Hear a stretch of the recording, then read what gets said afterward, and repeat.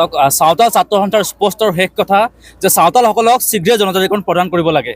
আৰু আমি দেখিছোঁ যে অসমত বসবাস কৰা চাওতাল জনগোষ্ঠীক অসম চৰকাৰে বাৰম্বাৰ প্ৰতাৰণা কৰি আহিছে। আৰু আমি চাওতাল ছাত্ৰ সন্থাই আমি হুংকাৰ জনাইছোঁ যে অসমত বসবাস কৰা চাওতাল জনগোষ্ঠীক অসম চৰকাৰে ভাৰতীয় সংবিধানৰ অধিকাৰ তেখেত সুৰক্ষিত কৰিব লাগে। আৰু আজি অসম চৰকাৰে অসমত বসবাস কৰা চাওতালসকলক সাংবিধানিক অধিকাৰৰ পৰা বঞ্চিত কৰা কাৰ্যক আমি তীব্ৰ ভাষাৰে গৰিহণা দিছোঁ। আৰু আমি অসমৰ সৰ্বত্ৰে আমি আন্দোলন ঘোষণা কৰিছোঁ। আজি আমাৰ দ্বিতীয় কাৰ্যসূচী টাউনপথ হৈছে আৰু পৰৱৰ্তী সময়ছোৱাত আমাৰ অসমৰ সৰ্বত্ৰে চাওতাল ছাত্ৰ সন্থাই আন্দোলন ঘোষণা কৰিছোঁ যাতে অসমত বসবাস কৰা চাওতাল জনগোষ্ঠীক শীঘ্ৰে অসম চৰকাৰে জনজাতিকৰণ মৰ্যাদা প্ৰদান কৰিব লাগে, আমাৰ শেষ কথা। আৰু দ্বিতীয় কথা বহুতো চাওতাল জনগোষ্ঠীৰ লোকে আজি ফৰেষ্ট ডুৱেলাৰ হিচাপে বসবাস কৰি আছে। যিসমূহ চাওতাল জনগোষ্ঠীৰ লোকে আজি ফৰেষ্ট ডুৱেলাৰ হিচাপে বসবাস কৰিছে তেখেতসকলক শীঘ্ৰেই ভূমি পট্টা দিয়াৰ ব্যৱস্থা কৰিব লাগে। চাওতালসকলৰ যি সাংবিধানিক অধিকাৰ চিৰলিং, আৰু এই চিৰলিং ভাৰতবৰ্ষ স্বাধীনতাৰ পৰাই আমি চাওতালসকলৰ সাংবিধানিক অধিকাৰৰ কাৰণে সংগ্ৰাম কৰি আহিছোঁ। আপোনালোকে জানে যে চাওতালসকল সৰ্বভাৰতীয় এছটিৰ মৰ্যাদা তেখেতসকলে প্ৰাপ্ত কৰিছে। কিন্তু কিহৰ ভিত্তিত আজি অসমত চাওতালসকলক জনজাতিকৰণৰ কাৰণে আজি দূৰত ৰাখিছে, তাৰ বাবে চাওতাল জনগোষ্ঠীয়ে আজি ক্ষোভ প্ৰকাশ কৰিছে। সেইকাৰণে আমি জন্মলগ্নৰ পৰাই চাওতাল ছাত্ৰ সন্থাই নিজৰ অধিকাৰৰ কাৰণে, নিজৰ ট্ৰাইবেলৰ অধিকাৰৰ কাৰণে আজি মাত মাতি আহিছে। বাৰম্বাৰে যেতিয়া জনজাতিকৰণৰ ইছ্যু বিধানসভাত উত্থাপিত হয়, বিধানসভাত উত্থাপিত হোৱাৰ লগে লগে অসমৰ বিভিন্ন দল সংগঠনে এই ইছ্যুটো, এই জনজাতিকৰণৰ বিলটো সম্পূৰ্ণৰূপে পংগু কৰিবৰ কাৰণে, সম্পূৰ্ণৰূপে বন্ধ কৰিবৰ কাৰণে বাৰম্বাৰে তেখেতসকলে প্ৰতিবাদ কৰি আহিছে। আৰু আজিৰ তাৰিখতো ট্ৰাইবেল সংঘই চাওতালসকল তথা আদিবাসী তথা 6 জনগোষ্ঠীৰ যি জনজাতিকৰণৰ বিল, এই জনজাতিকৰণৰ বিল বাৰম্বাৰে তেখেতসকলে প্ৰতিবাদ কৰি আহিছোঁ। সেইকাৰণে চাওতাল ছাত্ৰ সন্থাৰ মঞ্চৰ পৰাই মই তেখেতসকলক অনুৰোধ কৰিছোঁ, তেখেতসকলক আহ্বান কৰিছোঁ, চাওতাল জনগোষ্ঠীৰ আৰু আদিবাসী জনগোষ্ঠীৰ যি জনজাতিকৰণৰ বিল, এই বিলটো তেখেতসকলে সহযোগ কৰা উচিত। কাৰণ চাওতালসকল বেলেগ দেশৰ পৰা অহা নাই, বহিৰাগত চাওতালসকল নহয়। এই দেশৰ, এই মুলুক দেশ, এই অসমখনৰে চাওতালসকল খিলঞ্জীয়া জনগোষ্ঠী। আৰু এই খিলঞ্জীয়া জনগোষ্ঠী হিচাপে তেখেতসকলে ইয়াত গণতান্ত্ৰিকভাৱে তেখেতসকলে সংগ্ৰাম কৰি আহিছে। আৰু সংগ্ৰাম কৰাৰ ফলত তেখেতসকলে চাওতালসকলে দাবী কৰিছে যে সাংবিধানিক অধিকাৰ যি ট্ৰাইবেল, সেই ট্ৰাইবেলৰ অধিকাৰো তেখেতসকলে পাব লাগে। ইয়াৰ লগে লগে আপোনালোকে জানে যে চাওতালসকলৰ যি ভূমি, এই ভূমি তেখেতসকলে বেলেগৰ পৰা ক্ৰয় কৰা ভূমি নহয়, বেলেগ জনগোষ্ঠীৰ পৰা ক্ৰয় কৰা ভূমি নহয়। এই ভূমি চাওতালসকলৰ নিজস্ব ভূমি।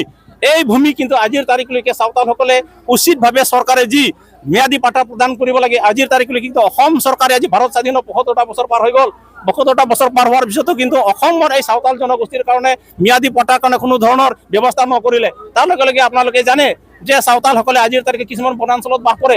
বনাঞ্চলত বসবাস কৰাৰ লগে লগে ২০০৬ চনৰ যি বন আইনৰ অধীন আছে, এই আইন মতে চাওতালসকলে বনাঞ্চলত তেখেতসকলে মাটিৰ অধিকাৰ পোৱাৰ যোগ্য। কিন্তু আজিৰ তাৰিখত অসম চৰকাৰ আৰু ভাৰত চৰকাৰে দুয়ো মিলি ফালে যে চাওতালসকলৰ ৭৫টা বছৰৰ বসবাসৰ যি তাৰিখ আৰু সময় নিৰ্ধাৰণ কৰিছে, তাক আমি চাওতাল ছাত্ৰ সন্থাই ধিক্কাৰ দিছোঁ। তাৰ লগে লগে আপোনালোকে জানে যে ইয়াত বসবাস কৰা, ফৰেষ্টত বসবাস কৰা চাওতাল জনগোষ্ঠী, ফৰেষ্টত বসবাস কৰা ট্ৰাইবেল জনগোষ্ঠী, তেখেতসকলৰ কাৰণে ২৫টা বছৰ মাটিৰ পাট্টা পাবৰ কাৰণে তেখেতসকলক আজি অগ্ৰাধিকাৰ প্ৰদান কৰিছে। কিন্তু চাওতালসকলক কিহৰ ভিত্তিত আজি ৭৫টা বছৰ তেখেতসকলৰ কাৰণে নিৰ্ধাৰণ কৰিছে? সেইকাৰণে আমি চাওতালসকলৰ কাৰণে অসম চৰকাৰে যি ধৰণৰ নীতি অৱলম্বন কৰিছে, সমূহ চাওতাল জনগোষ্ঠী আজি এইখিনি বুজি পাইছে, গম পাইছে। আৰু সেইকাৰণে আমি চাওতাল ছাত্ৰ সন্থাৰ ফালৰ পৰা ডিমাণ্ড কৰিছোঁ, দাবী জনাইছোঁ যে চাওতালসকল যিহেতু ইয়াৰ খিলঞ্জীয়া জনগোষ্ঠী, ২০০৬ চনৰ যি বন আইন আছে, সেই বন আইন মতে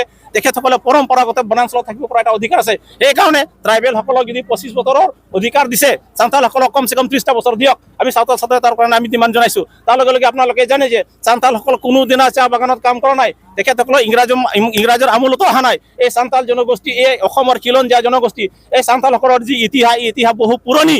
এতিয়াৰ ইতিহাস নহয়, ইয়াত খিলঞ্জীয়া জনগোষ্ঠী বসবাস কৰাৰ বহু হাজাৰ বছৰ পৰাই চাওতাল জনগোষ্ঠীৰ ইয়াত ইতিহাস আছে। সেইকাৰণে আমি কৈছোঁ যে চাওতাল জনগোষ্ঠী কোনোদিনা চাহ বাগানৰ লগত চৰকাৰে আৰু অসমৰ বুদ্ধিজীৱীয়ে তুলনা কৰিব নালাগে। চাওতাল জনগোষ্ঠী চাওতাল হয়, কোনোদিনা চাহ জনগোষ্ঠী হ'ব নোৱাৰে। চাওতাল জনগোষ্ঠী কলা, কৃষ্টি, সংস্কৃতি সকলো আছে, সকলো বৈশিষ্ট্য পৰিপূৰ্ণ কৰাৰ স্বত্তেও যাতে সাংবিধানিক অধিকাৰ তেখেতসকলে প্ৰাপ্ত কৰিব নোৱাৰে, তাৰ কাৰণে অসম চৰকাৰে বাৰম্বাৰ ষড়যন্ত্ৰ কৰি ফেলে চাওতাল জনগোষ্ঠীক সাংবিধানিক অধিকাৰ বঞ্চিত কৰিবৰ কাৰণে তেখেতসকলক চাহ জনগোষ্ঠী নামাকৰণ কৰি আজি চাওতাল জনগোষ্ঠীক সম্পূৰ্ণৰূপে পংগু কৰি পেলাইছে। তাৰ লগে লগে আমি দেখিবলৈ পাইছোঁ যে অসমৰ চাওতালসকলে যাতে ইণ্টাৰনেশ্যনেলত পঢ়িব নোৱাৰে, যাতে অসমৰ ৰাজ্যৰ বাহিৰত পঢ়িব নোৱাৰে, যাতে উচ্চ শিক্ষা ল'ব নোৱাৰে। আৰু তাৰ কাৰণে যদি বাহিৰত সান্তালসকলে উচ্চ শিক্ষিত হৈ পেলাই অসমত আহিলে তেখেতসকলে নিজৰ অধিকাৰবিলাক সাব্যস্ত কৰিব, নিজৰ অধিকাৰৰ কাৰণে তেখেতসকলৰ চকু পোহৰ হ'ব আৰু তেখেতসকলে নিজৰ অধিকাৰ বিচাৰিব। সেইকাৰণে সান্তালসকলক ইয়াতে বাহিৰত পঢ়িব নোৱাৰে, তাৰ কাৰণে সান্তাল জনগোষ্ঠীৰ লগত চাহ জনগোষ্ঠীত পেলাই সান্তালসকলক ইয়াত সম্পূৰ্ণৰূপে তেখেতসকলক মুখবধূ কৰিবৰ কাৰণে অসম চৰকাৰে বাৰম্বাৰে আজি ইয়াত ব্যৱস্থা গ্ৰহণ কৰিছে। তাৰ লগে লগে আপোনালোকে জানে যে 2022 চনত আদিবাসী যি শান্তি চুক্তি, আদিবাসী শান্তি চুক্তিত প্ৰথম দফাতে আছে যে সান্তালসকলে ট্ৰাইবেল পোৱাৰ যোগ্য আৰু অসমত বসবাস কৰা আদিবাসী জনগোষ্ঠী জনজাতিৰ কাৰণে তেখেতসকল যোগ্য। আৰু সেইকাৰণে তেখেতসকলে প্ৰথম দফাতে জনজাতিকৰণৰ দফাটো তেখেতসকলে এগ্ৰিমেণ্ট কৰিছে।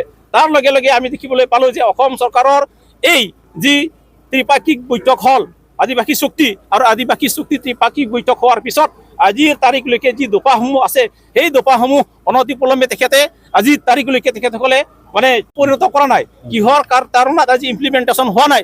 চাওতাল ছাত্ৰ সন্থাই আজি বাৰম্বাৰে চৰকাৰৰ ওচৰলৈ ডিমাণ্ড জনাইছোঁ যে যিসকল বন্দুকধাৰীয়ে আজি শান্তিৰ পথলৈ আহি পেলাই এগ্ৰিমেণ্ট কৰিলে, ইয়াত খিলঞ্জীয়া জনগোষ্ঠী হিচাপে ট্ৰাইবেলকে আদি কৰি যিখিনি অধিকাৰ আছে তেখেতসকলে যিখিনি পোৱাৰ যোগ্য সেইখিনি এগ্ৰিমেণ্ট হোৱাৰ পিছতো আজিৰ তাৰিখলৈকে আদিবাসী একতটো আজি কিয় ফুলফিলমেণ্ট হোৱা নাই?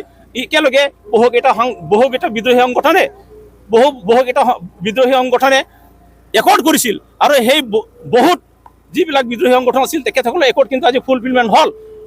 ইয়াত বড়োসকলৰ একৰ্ডো হৈছিল, তেখেতসকলৰ আজি বিটিআৰৰ পৰা বিটিআৰলৈকে তেখেতসকলৰ সম্প্ৰসাৰণ হ'ল, কিন্তু সান্তালসকলৰ সাংবিধানিক অধিকাৰটো কিন্তু তেখেতসকলে আজিলৈকে চকু মেলিব নোৱাৰিলে। তাৰ কাৰণে চাওতাল ছাত্ৰ সন্থাক খুব বুজাৰিছোঁ। তাৰ লগে লগে আপোনালোকে জানে যে অসমত চাওতালী মিডিয়াম চৰকাৰে ইতিমধ্যে প্ৰদান কৰিছে। চাওতালী মিডিয়াম প্ৰদান কৰাৰ পিছতো আজিৰ তাৰিখলৈকে চাওতাল অধ্যুষিত এলেকাত যিবিলাক স্কুল আছে সেই স্কুলবিলাকত শিক্ষকৰ নিযুক্তিকৰণ কিন্তু আজি অৱহেলিত হৈছে, আৰু পাঠ্যপুথি প্ৰণয়ৰ যিখিনি ক্ষিপ্ৰতাৰে হ'ব লাগিছিল সেইখিনি কাম কিন্তু অসম চৰকাৰে খুব সীমাহীভাৱে কৰিছে। এইকাৰণে চাওতাল ছাত্ৰ সন্থাই দাবী জনাইছোঁ যে সান্তালসকলৰ যি সান্তালী মিডিয়াম আছে আৰু সেই সান্তালী মিডিয়ামটো তাৰ লগে লগে যি পাঠ্যপুথি প্ৰণয়নকে আদি কৰি যিখিনি যাৱতীয় কাম আছে সেইখিনি কাম অনতিপলমে সোনকালে চৰকাৰে ইমপ্লিমেণ্ট কৰিব লাগে। তাৰ কাৰণে সান্তাল ছাত্ৰ সন্থাই জন্ম লগ্নৰ পৰা আজিৰ তাৰিখলৈকে আজি এইখন মঞ্চলৈকে মাত মাতি লৈ আহিছোঁ। আপোনালোকে জানে যে চাওতাল জনগোষ্ঠীয়ে কোনোদিনা মূৰ দুপিয়াই এফালে জনগোষ্ঠী জিন্দা হোৱা জনগোষ্ঠী নহয়। সদায় তেখেতসকলে সিংহৰ দৰে মাত মাতি আহি পেলাই আজি ভাৰতবৰ্ষত তেখেতসকলৰ ইতিহাস ৰচনা কৰিবলৈ তেখেতসকলে চেষ্টা কৰিছিল, আৰু আজিৰ তাৰিখলৈ তেখেতসকলৰ ভাৰতত ইতিহাস আছে। সেইকাৰণে অসমৰ চাওতালসকল জাগিছে। অসমৰ এই চাওতালসকল ইয়াতকৈ আকৌ বেছি অন্যায় অত্যাচাৰ কৰিব নালাগে। সময় থাকোঁতে চৰকাৰে বুজা উচিত, সময় থাকোঁতে চৰকাৰে জনা উচিত চাওতালসকল জাগিলে অসমতে চাওতালসকলৰ নতুন এটা ইতিহাস ৰচনা হ'ব। সেইটো লিখিবৰ কাৰণে কিন্তু অসমৰ বুদ্ধিজীৱীসকল আজি সাজু হৈ থাকক। সেইকাৰণে চাওতাল ছাত্ৰ সন্থাৰ পৰা এইখিনি কথাও মই এইখিনি সময়ত স্পষ্ট কৰি দিছোঁ।